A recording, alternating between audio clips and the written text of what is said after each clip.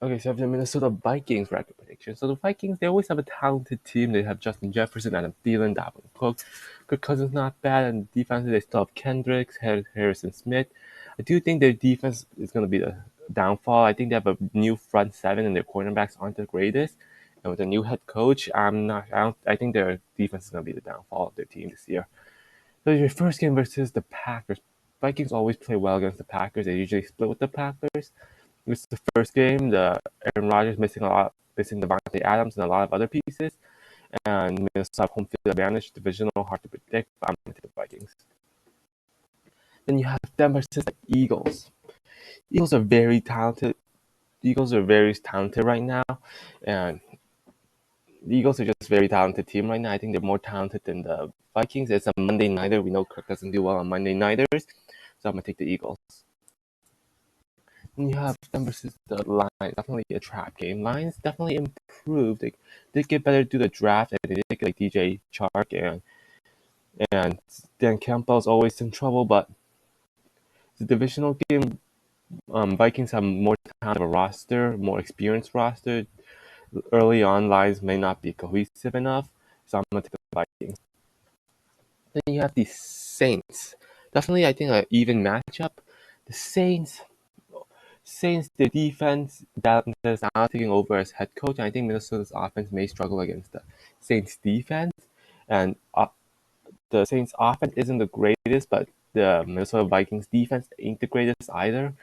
And this one's going to be close, but I think Saints with their dome is going to be too much for the Vikings, so I'm going to take the Saints. Denver versus Chicago. They're just totally rebuilding right now. Chicago, their team's just not talented. Uh, Chicago's a new head coach, lots of new pieces. I'm gonna take the Vikings. Then you have the Dolphins. Dolphins offense can be scary with Tyreek Hill, Jalen Waddle, all that, and Miami's defense can also be scary at times. And with all the blitz heavy, Miami's such a boomer bust team. But so I think talent wise they're even, but Dolphins have home field advantage. So I'm with the Dolphins. Then you have their bye, and then you have Week 8 versus the Cardinals. Cardinals, good team, but Vikings are coming off a bye with home field advantage. Hopkins won't be on the Cardinals team, but I think Kyler Murray can cause problems for the Vikings defense. But defensively, I think or offensively, the Vikings should easily go right through the Cardinals defense. So I'm gonna take the Vikings. Then you have the football team. Definitely a trap game for the Vikings. Washington have home field advantage. Washington has a potential very good defensive line, a good defense, which I think Vikings may struggle. And this one's definitely a trap game. I'm gonna think Vikings gonna fall for that. So I'm gonna take the football team. Then you have them versus the Bills. Bills are Super Bowl contenders. I just don't think the Vikings are on the Bills level yet. The Bills have so much talent that I don't think the Vikings defense can slow them down with Josh Allen, Stephon Diggs, all that. And the Bills defense isn't bad either, so I'm gonna take the Bills. Then you have them versus the Cowboys. Cowboys, another very talented team. I think this game's definitely going to be close with the Vikings having home field advantage, but I think Cowboys' offense is going to be too much with Dak Prescott, Ezekiel, and the Vikings are lacking cornerbacks really bad, and and overall their defense just isn't that good. And I think Dallas's offense can win the game, and Dallas's defense can definitely slow down the Vikings' offense. Like Dallas. Then you have them versus the Patriots. It's a Thursday nighter. The Patriots have to travel all the way to Minnesota, where it's cold in this November, December. And Vikings off a 3-win streak. The Patriots defense I think got worse, and I think the Vikings offense can go through it. And Patriots offense I don't think is enough to carry them, even against not a great Vikings defense. So I'm gonna take Vikings. Then you have a longer rest week, and then you have the Jets. Jets definitely a trap game for the Vikings, but I think the Vikings won't fall for it, so I'm gonna take the Vikings. Then you have another divisional game versus the Lions.